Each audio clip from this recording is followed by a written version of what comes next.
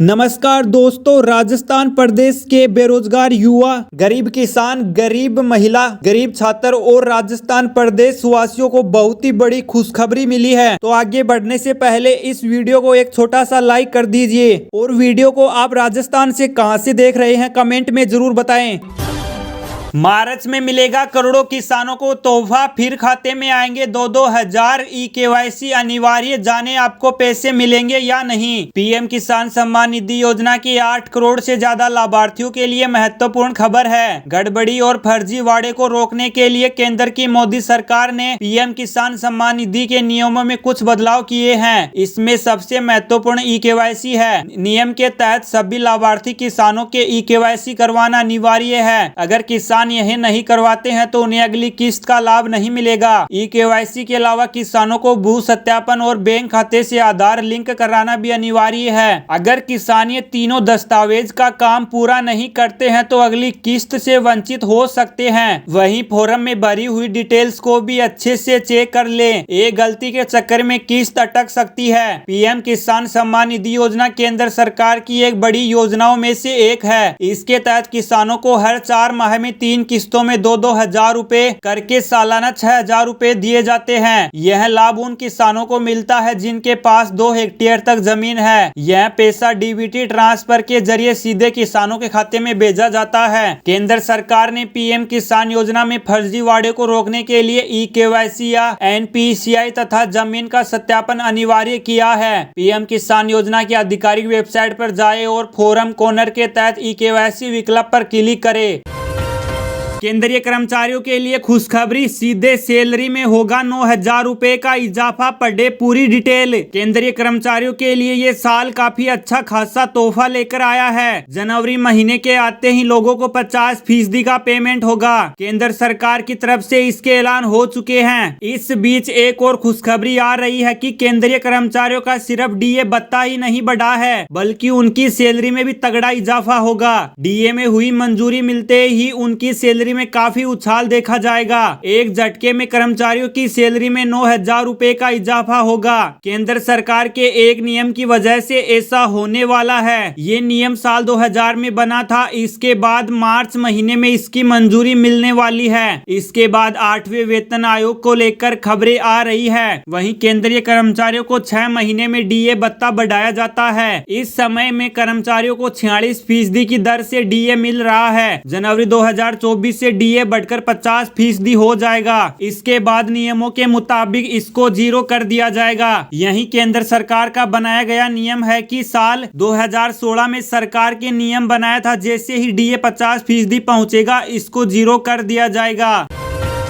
Mission 25 के लिए BJP ने शुरू किया गांव चलो अभियान। सीएम भजनलाल से लेकर वसुंधरा तक गांव में बिताएंगे 24 घंटे। लोकसभा चुनाव के लिए बीजेपी ने अपनी कमर कस ली है। बीजेपी ने लोकसभा चुनाव के लिए मिशन 25 को प्राथमिकता देते हुए इसके लिए रणनीति तैयार करना शुरू कर दी है। 4 फरवरी को राजस्थान बीजेपी की ओर से एक कोर कमेटी की बैठक बुलाई गई थी। बता दें, राजस्थान में भजनलाल की सरकार बनने के बाद से पहली बार पार्टी की कोर कमेटी की बैठक बुलाई गई थी। दिलचस्प बात यह है कि इस बैठक में राजस्थान की पूर्व मुख्यमंत्री और बीजेपी की दिग्गज नेता वसुंधरा राजे भी मौजूद थी। वसुंधरा राजे इन दिनों पार्टी कार्यक्रम और लोकसभा चुनाव को लेकर काफी एक्टिव हो गई है। वहीं बीजेपी ने मिशन 25 को लेकर नया अभियान शुरू करने जा रही है, जिसका नाम है गांव चलो अभियान।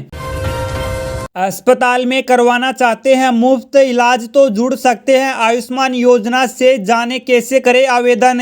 राज्य सरकारें हो या फिर केंद्र सरकारें, ये दोनों ही अपने अपने स्तर पर कई तरह की लाभकारी और कल्याणकारी योजनाएं चलाते हैं। इन योजनाओं के जरिए शहरी इलाकों से लेकर ग्रामीण क्षेत्रों में रहने वाले लोगों तक को लाभ दिया जाता है। इस कड़ी में एक योजना है आयुष्मान भारत योजना, जिसका अब नाम बदलकर आयुष्मान भारत प्रधानमंत्री प्रधानमंत्री जन आरोग्य योजना मुख्यमंत्री योजना हो चुका है। इस योजना का संचालन केंद्र सरकार करती है और ये एक स्वास्थ्य योजना है। अगर आप आयुष्मान योजना से जुड़ना चाहते हैं और इसमें आवेदन करना चाहते हैं तो पहले आपको अपनी पात्रता चेक करनी होती है। पात्रता सूची के मुताबिक वो लोग आवेदन कर सकते हैं जो लोग निराश्रित या फिर आदिवासी है या फिर जो लोग दिहाड़ी मजदूर है। वहीं वो लोग भी योजना के लिए पात्र हैं जिनके परिवार में कोई अगर दिव्यांग है, जो लोग अनुसूचित जाति या जनजाति से आते हैं या लोग ग्रामीण क्षेत्र में रहते हैं आदि। ईडी की कार्यवाही पर गोविंद सिंह डोटासरा का तंज, बोले प्रदेश में ईडी लगा रही है फेरे। प्रदेश कांग्रेस कमेटी की तरफ से 1 फरवरी से चलाए जा रहे जन संवाद कार्यक्रम अभियान के तहत राजस्थान प्रदेश कांग्रेस प्रभारी सुखविंदर सिंह रंधावा, प्रदेश कांग्रेस कमेटी अध्यक्ष गोविंद सिंह डोटासरा और विधानसभा में विपक्ष के नेता टीकाराम जूली रविवार को जोधपुर पहुंचे। पीसीसी अध्यक्ष ने केंद्र सरकार के 10 सालों को लेकर भी सवाल उठाते हुए कहा कि यूपी कार्यकाल के दौरान कोई भी कानून अगर बनता है तो राष्ट्रपति के हस्ताक्षर होने के बाद तुरंत कानून लागू हो जाता था, लेकिन आज भाजपा द्वारा महिला आरक्षण कानून पास तो हो गया लेकिन वो लागू कब होगा यह पता नहीं है। सीएम योगी बने नंबर 1, सभी मुख्यमंत्रियों को छोड़ा पीछे, अब केवल पीएम मोदी और अमित शाह आगे। उत्तर प्रदेश के मुख्यमंत्री Yogi Adityanath social media platform X की अपना जलवा बिखेरे हुए हैं। उनकी फैन फॉलोइंग इतनी ज्यादा है कि वह ट्विटर पर सबसे लोकप्रिय मुख्यमंत्री बन गए हैं। योगी आदित्यनाथ को ट्विटर पर अलग अलग राज्यों के 27.4 मिलियन उनको फॉलो करते हैं। इसी के साथ मुख्यमंत्री योगी आदित्यनाथ प्रदेश में पहले नंबर हैं, जबकि देश के राजनेताओं के फॉलोअर्स की श्रेणी में उनका तीसरा स्थान है। मुख्यमंत्री योगी आदित्यनाथ की सोशल मीडिया पर लोकप्रियता का अंदाजा इसी बात से लगाया जा सकता है कि उन्होंने सोशल मीडिया प्लेटफॉर्म एक्स पर अखिलेश यादव, राहुल गांधी, अरविंद केजरीवाल और नीतीश कुमार जैसे तमाम दिग्गज नेताओं को भी पीछे कर दिया है। देश में नोटबंदी, जीएसटी और बेरोजगारी ने युवाओं का भविष्य बर्बाद कर दिया। राहुल गांधी ने मोदी सरकार पर किया वार। कांग्रेस नेता राहुल गांधी ने रविवार को कहा कि उनकी पार्टी आदिवासी लोगों के जल, जंगल, जमीन और युवाओं के रोजगार के लिए खड़ी है। राहुल अपनी भारत जोड़ो न्याय यात्रा के दौरान झारखंड के धनबाद जिले में एक रोड शो को संबोधित कर रहे थे। धनबाद के टुंडी प्रखंड में शनिवार को रात्रि विश्राम के बाद यात्रा रविवार को झारखंड में तीसरे दिन धनबाद शहर के गोविंदपुर से फिर से शुरू हुई। भारत जोड़ो न्याय यात्रा 67 दिनों में 6713 किलोमीटर की दूरी तय करेगी और 15 राज्यों के 110 जिलों से होते हुए 20 मार्च को मुंबई में समाप्त होगी। 14 फरवरी को राष्ट्रपति द्रौपदी मुर्मू का राजस्थान में इस जिले का दौरा, प्रस्तावित सुरक्षा को लेकर हुई चर्चा।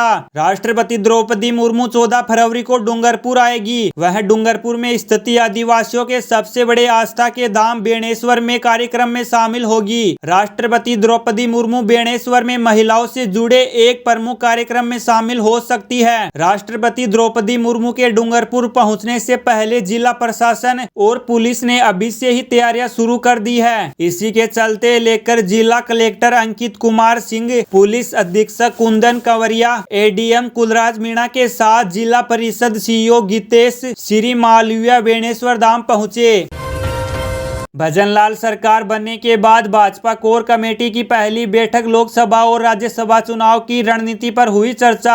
राजस्थान में बीजेपी की सरकार बनने के बाद पहली कोर कमेटी की बैठक बीजेपी मुख्यालय में आयोजित की गई। इस बैठक के दौरान केंद्रीय जल शक्ति मंत्री गजेंद्र सिंह शेखावत, केंद्रीय कृषि मंत्री कैलाश चौधरी, पूर्व मुख्यमंत्री वसुंधरा राजे, पूर्व बीजेपी नेता प्रतिपक्ष और पूर्व मंत्री राजेंद्र राठौड़, मुख्यमंत्री भजनलाल शर्मा, दोनों उप मुख्यमंत्री दिया कुमारी और प्रेमचंद बेरवा समेत कई बीजेपी नेताओं ने बैठक में भाग लिया। बीजेपी की कोर कमेटी की बैठक के दौरान आगामी राज्यसभा चुनाव और लोकसभा चुनाव को लेकर मंथन किया गया।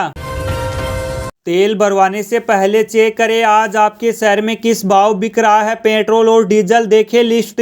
पेट्रोल और डीजल की कीमतें रविवार को भी अस्थिर रही। तेल कंपनियों की ओर से 4 फरवरी के लिए पेट्रोल और डीजल के अपडेट हो गई है। इनमें बहुत ज्यादा बदलाव नहीं किया गया है। यहाँ हम आपको देश के प्रमुख शहरों में आज तेल किस भाव बिक रहा है इसकी जानकारी दे रहे हैं। राजधानी दिल्ली में रविवार को पेट्रोल 96.72 रुपए और डीजल 89.62 रुपए प्रति लीटर बिक रहा है। आर्थिक राजधानी की बात करें तो यहाँ पेट्रोल 106.31 रुपए और डीजल 92.27 रुपए प्रति लीटर के भाव पर मिल रहा है। पश्चिम बंगाल की राजधानी कोलकाता में पेट्रोल 106.3 रुपए और डीजल 92.76 रुपए प्रति लीटर बिक रहा है। चेन्नई में रविवार को पेट्रोल 102.63 रुपए और डीजल 94.24 रुपए प्रति लीटर की कीमत पर मिल रहा है। देश का बजट पेश हो चुका है, लेकिन बजट में आम नागरिकों को पेट्रोल और डीजल की कीमतों को लेकर कोई खास राहत नहीं मिली है। पेट्रोल और डीजल के भाव अभी भी वही है और यहाँ कोई बदलाव नहीं किया गया है। पेट्रोल और डीजल के भाव को 2 फरवरी के लिए जारी कर दिया गया है। 4 फरवरी 2024 को भी पेट्रोल और डीजल की कीमतों को वेबसाइट पर अपडेट कर दिया गया है और यहाँ कोई बदलाव नहीं किया गया है।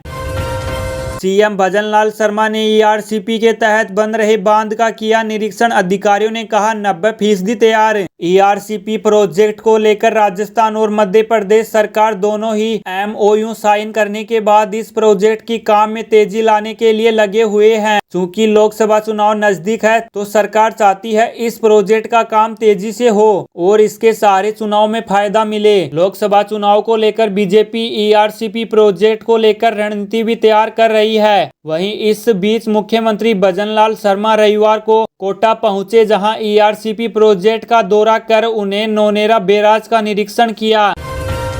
भारतीय रेलवे 100 रुपए कमाने को रेलवे को खर्च करने पड़ते हैं कितने पैसे, जानिए सब कुछ। भारतीय रेलवे दुनिया का चौथा सबसे बड़ा रेल नेटवर्क है। लाखों लोग हर रोज भारत में ट्रेनों में सफर करते हैं। हमारे देश में हर ट्रेन लगभग खचाखच भरकर ही चलती है। ऐसे में आम आदमी को लगता है कि रेलवे खूब मुनाफा काट रहा है, लेकिन ऐसा है नहीं। रेलवे को खर्चा भी खूब करना पड़ता है। यही कारण है कि पिछले वित्त वर्ष यानी 2023-22 में रेलवे को 100 रुपए कमाने के लिए 98.10 रुपए खर्च करने पड़े। आय व्यय के इस हिसाब किताब को ऑपरेटिंग रेशियो कहते हैं। पिछले दिनों संसद में यह जानकारी देते हुए रेल मंत्री अश्विनी वैष्णव ने बताया कि कोरोना के बाद रेलवे ने 2022-23 में 98.10% के परिचालन अनुपात के साथ 2,40,177 करोड़ रुपए का अब तक सबसे अधिक प्रस्ताव प्राप्त किया। जवाहर सरकार ने सवाल का जवाब देते हुए रेल मंत्री ने कहा कि केग ने 2023 की अपनी 13वीं रिपोर्ट में मार्च 2022 के अंत तक रेलवे के वित्त की जांच की और अपनी सिफारिशें प्रस्तुत की।